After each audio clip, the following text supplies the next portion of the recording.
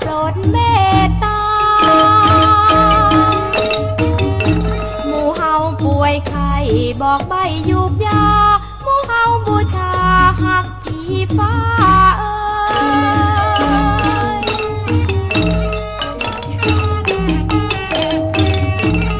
ผีฟ้าให้ฝนให้ฟ้าผีฟ้า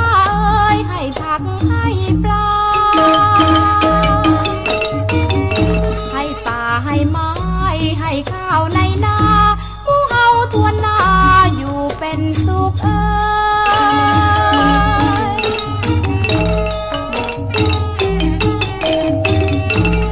ผีฟ้า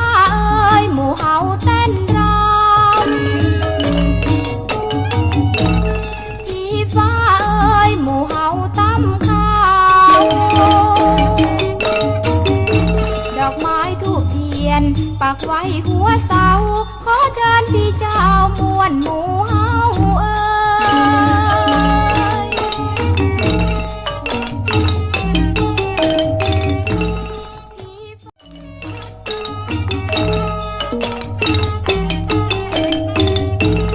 ผีฟ้า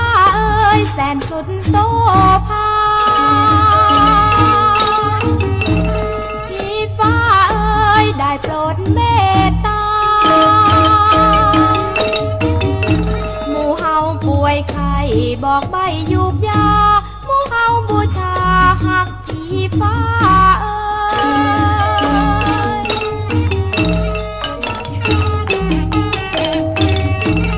ผีฟ้าให้ฝนให้ฟ้า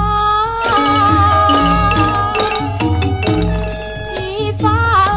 ให้ผักให้ปลาให้ป่าให้ไม้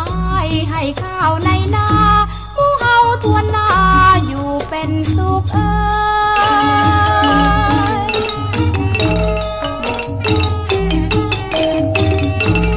ผีฟ้าหมู่เฮาเต้นรำผีฟ้าหมู่เฮาตำข้าวดอกไม้ทูบเทียนปักไว้หัวเสาขอเชิญพี่เจ้ามวลหมู่เฮา